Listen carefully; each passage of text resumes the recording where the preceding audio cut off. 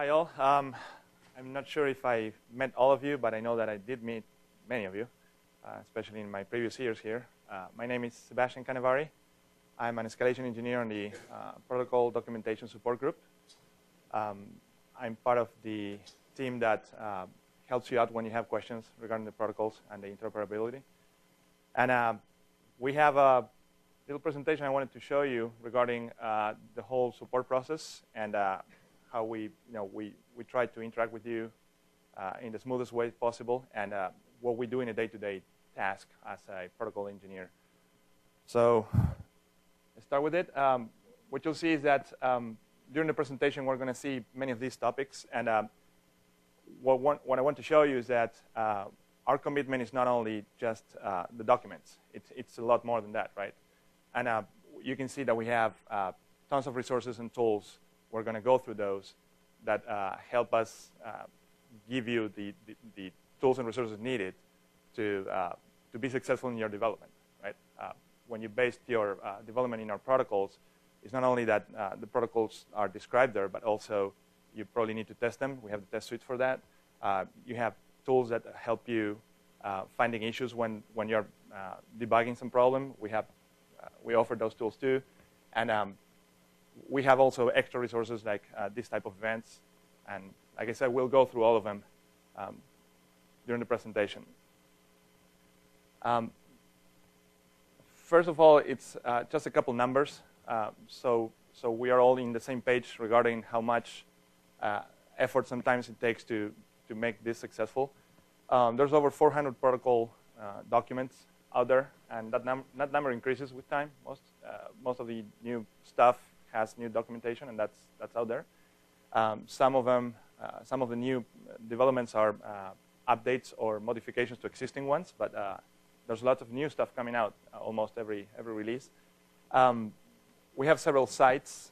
We'll go through them during the presentation with lots of resources and tools that you can use in your development work. There's about, and this number again is increasing probably constantly. It's about 1,100 people committed to this project, right? Which includes devs, writers, editors, managers, support engineers, PMs, testers. There's tons of people involved, tons of different profiles of people working in this project. If you're not familiar with the forums, we'll take a look at the forums a little bit later down the road. But there's over 1,000 threads and 2,000 plus messages with questions about the documentation, right? And that's what primarily my group, the support engineers, many of them are in the back, so you probably will meet them all today. That's what one of the income points for our work, right? That's where we gather your questions and we start working on them. We're very proud to say that our response rate, I would say it's 100%, but there's probably one or two questions that might not have been clicked as answered, but everything else it's responded, and we're very proud of that. I mean, we're very, very, very. It's very important for us to be able to respond those questions as quickly and as accurately as possible. We are also very proud of being able to respond, at least in the initial response, within 24 hours, which means you ask a question, and in 24 hours, we're going to have a case created and a person assigned to the case. But we'll be down that road in a couple slides. Today, we have 6 people in the Windows side of the protocols, and we have 4 people in the MOD side of the protocols. We work very, very tight together, and we have some SMEs in some protocols, some SMEs on other protocols, but we usually work in everything, everyone. So sometimes you'll find that you're very familiar with a specific document, and it ends up being that you're a little bit more familiar than a specific engineer on our side, right? But we have so many resources that we usually make it work as fast as we possibly can. And then, of course, we have the tools, the testing, the test suites, and the events, like I was saying. Regarding the forums, they're available 24 hours a day, 365 days a year. It's important to remark that these forums, the open specifications forums, are exclusively for interoperability issues. We've seen sometimes questions regarding a product, right? And we don't support the product here. We support the documents. When we do find a question like that, we usually reroute them, right? And we tell you exactly where you need to ask that question. There's free ways of support and paid for ways of support, and we guide you through the correct one in case you need it. What you'll see is also there's lots of interaction between the different implementers. So sometimes one of you asks a question, and someone else from a different company responds to it. We're still monitoring them. I mean, we're still involved in them, and we create a case in our side just to make sure that we're following up accordingly. But sometimes the answer is provided by someone that it's on your own domain, right, and just on a different company. And like I said, we monitor them 24 hours a day, 365 days a year. And we're proud to say that we respond to every request within 24 hours. And that's our mark, our goal. And another income way for the questions is the doc help. And we know that some of you feel more comfortable working on the open environment, like a public forum. But sometimes some of the data that you're working with might be, somehow important to keep it private. And this is a perfect way to contact us if that is the case. Sometimes you'll see that we are working on a forum, on a case, and because we need some traces or something that may involve something that you don't want to share to the world, we tell you to email us to DocHelp, and then we post the solution or the answer to the question in the forum once we finish with the investigation. Again, this alias is exclusively for document support issues. And if you have any questions regarding the program itself or legal or licensing questions, there's this other alias, which is protocol@microsoft.com, and you can direct those questions there. If we receive questions that are not related to DocHelp, of course, we redirect to you. Right? We're going to try to get you to the best resource as soon as we can.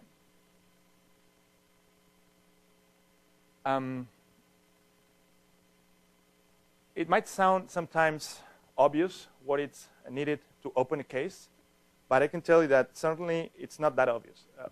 It's very important for us to understand that you guys know that a case, it's related to the document. And how we prove that is it either is clearly something that you've read that you think it's wrong or it's not clear in the document, or it's something that you don't know if it belongs to the document, but it happens between two systems talking over the wire, right?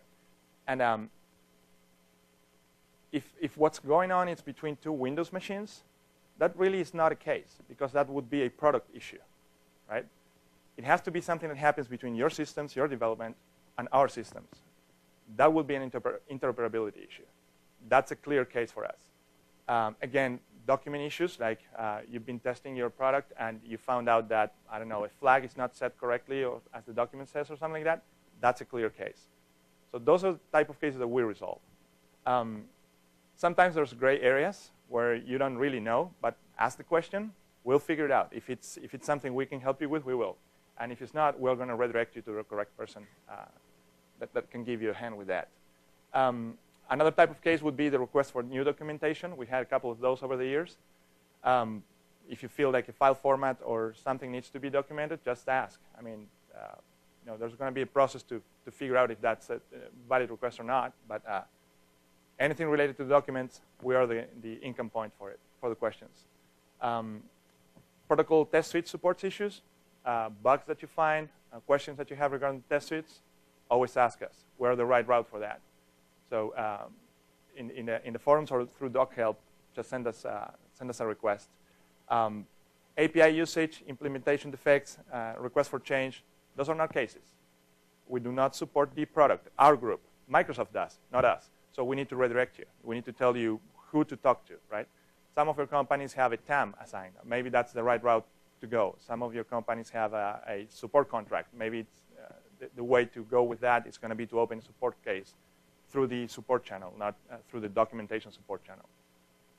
So this is important for us. It saves lots of time because there's a round trip always, right? You open a case and we need to give you an answer, and there's a round trip. So if you're very much in a hurry, we want you to be in the right spot asking the question.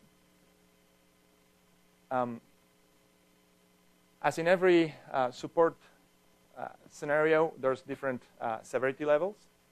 I got to be true to you. I've been working in this group for 5 years, and I have never seen a sub A or sub B out there. I mean, this is something that I've seen in product support. I haven't seen in documentation support.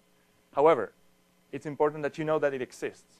If there's something that's blocking you from development, if you're trying to move forward in something and you cannot because of a documentation issue, let us know. We're going to raise the level, and we're going to involve everyone that needs to be involved in order for that to be resolved as quick as possible.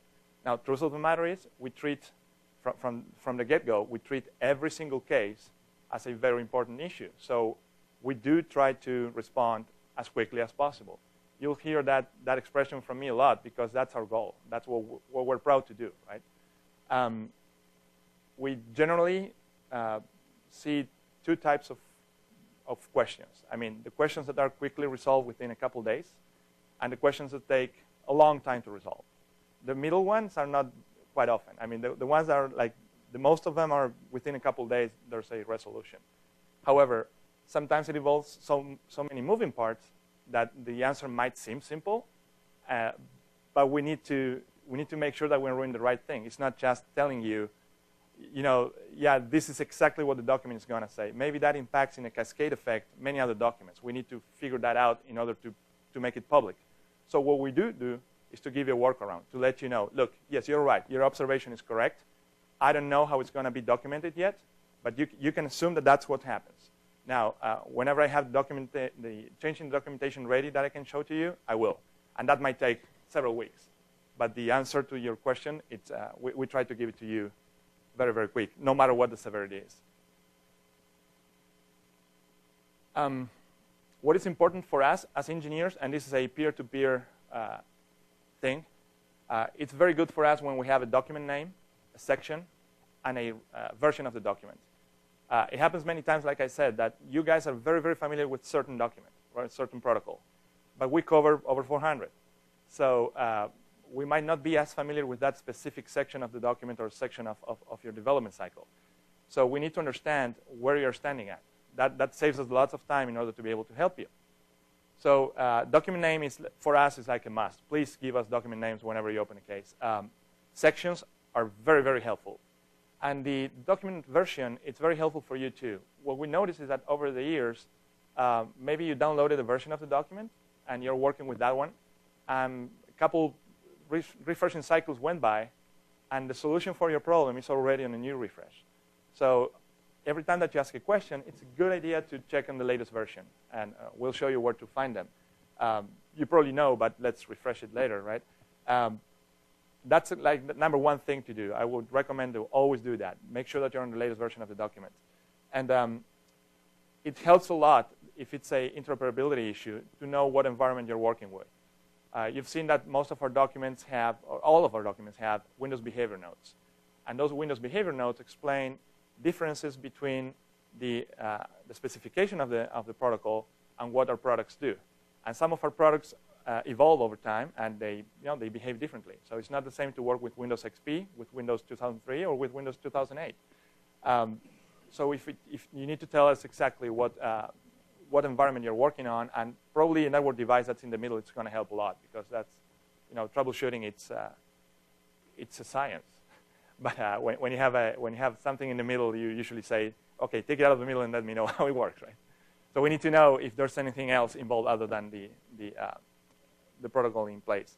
And of course, a brief description of the problem, which is, that's a number one thing for the questions. Responsibilities, they are kind of obvious, but let's refresh them a little bit. We do put all of our efforts in resolving your case. So we need you to do kind of the same thing. So if something is very important for you, we're going to be responding to you as soon as we have an answer, or we're going to ask you a follow-up question as soon as we figure it out. We need kind of the same commitment from your end, right? If we ask you a question, as soon as we have the answer, we can get the ball rolling so much faster, and it's going to be beneficial for you too. The right route to contact us is through those two ways, right? So the forums and the doc help. Some of you might have the emails from the product group guys. You might have emails from TAMs. You might have emails from many other people.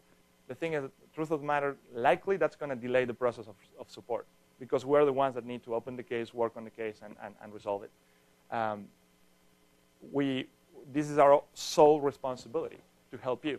So use us as much as you want. This is what we're here for. We do interact with the product group a lot, of course. I mean, that's the other half of our job, right? To be able to understand that a problem is going to have certain outcome in certain time, and that's what we communicate to you later. And that's why we're the buffer with the product group. Like I was saying, this is your end of the responsibilities, especially if we have, like I said, I haven't seen any, but if we have any survey case, that requires 24/7 support, right? So you need to be 24/7 committed to the case. That's one of the rules of a survey. This is kind of the flow of how things work behind the scenes. Like I was explaining, you're here, you got access to the documents, and you got access to us through the forum and doc help. We interact with everything else. This line right here explains that we post the updates, right? It's only a one-way line, right? We post the updates. But you should always communicate through us, forums and doc help. We make everything else happen. And if we need to kick some butts, we got the authority to do that. So we do it. I mean, we, the support guys, we feel very important here. And we try to make it happen. So we have very strict SLAs internally, and we enforce them. I mean, that's our job, to enforce them and to make people respond to our questions as soon as they possibly can. What happens is that if you jump this route, you probably end up asking a question around here. And these people have other jobs. They are developing the next versions of the product. They're working on the new documentation. They have some other stuff that they are doing that's pretty important for their work too. So that will probably delay the response. So you need to go through us.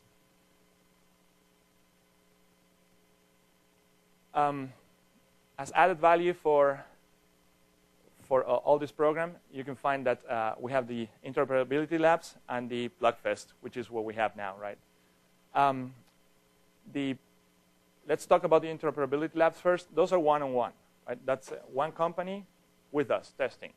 So those are very intense. That's generally when the most testing happened for the partners. And we have a couple engineers committed to that here on site. And you know, like I said, they're very intense. I mean, those are probably when we see the most cases coming out by one specific partner.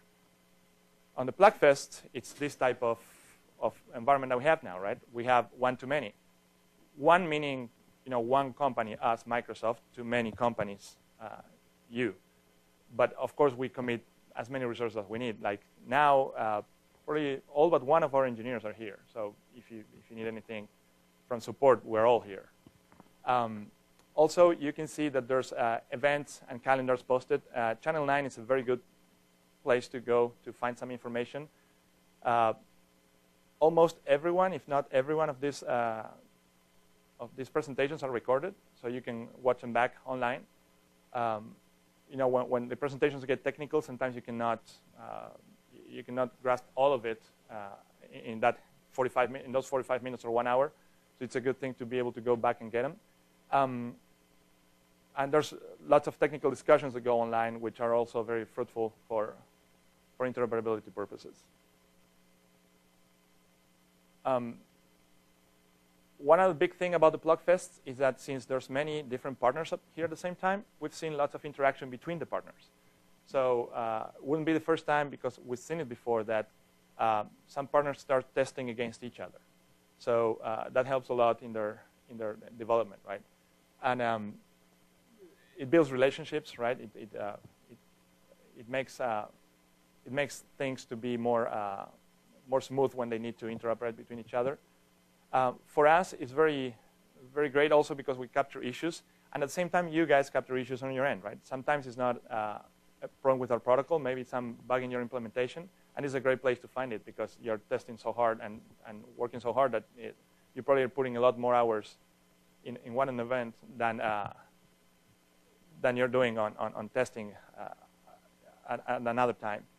All of the tools and the Plugfest only releases, like you've seen, you have some test suites and images that you have the latest releases now.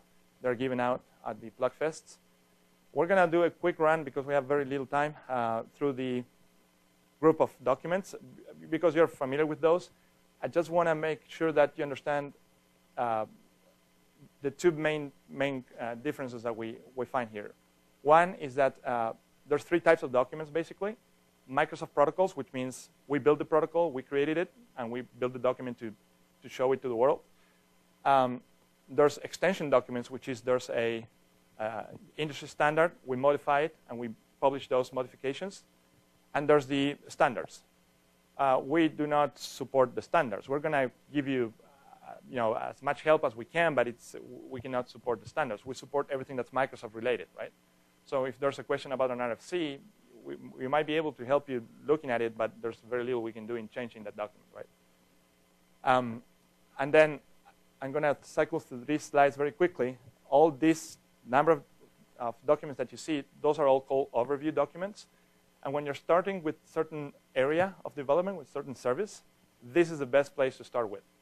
This gives you the linkage to every single document that's involved in any process. Like when you are, I don't know, working with a domain join, you will be using so many protocols that it's very confusing sometimes to be able to grasp all the understanding of the whole cascade effect of documents. Well, the overview documents, that's what they do. They guide you through the development process. This is the website. As you can see, you can download individual documents or the full set of documents.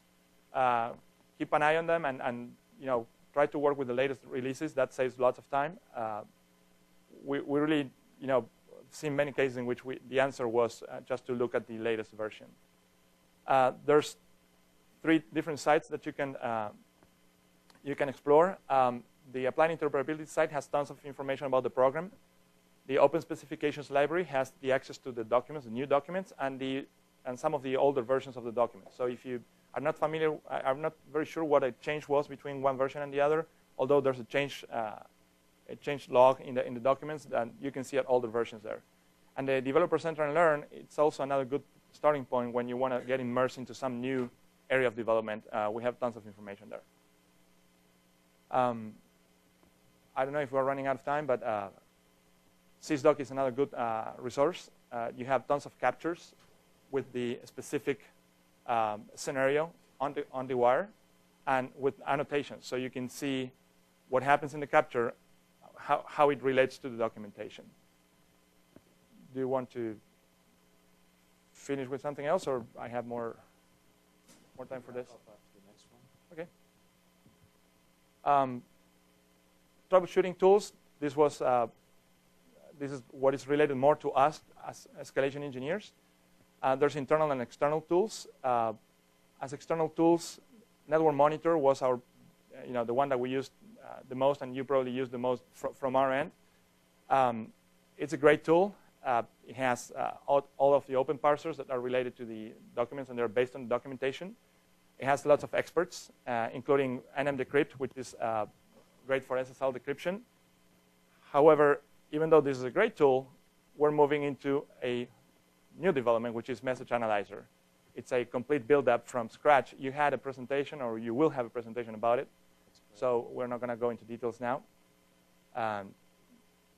Debugging tools for Windows, the resource kits, sysinternals, and the one that I really want to spend 1 more minute about is the time travel tracing. You probably heard us talk about it for a while. This is a addition to the debugging tool. We need to interact with you in order to get this information, but this tool is not available for you. We need to give you a tracer. You cannot analyze a trace. This allows us to debug your environment without being in your environment.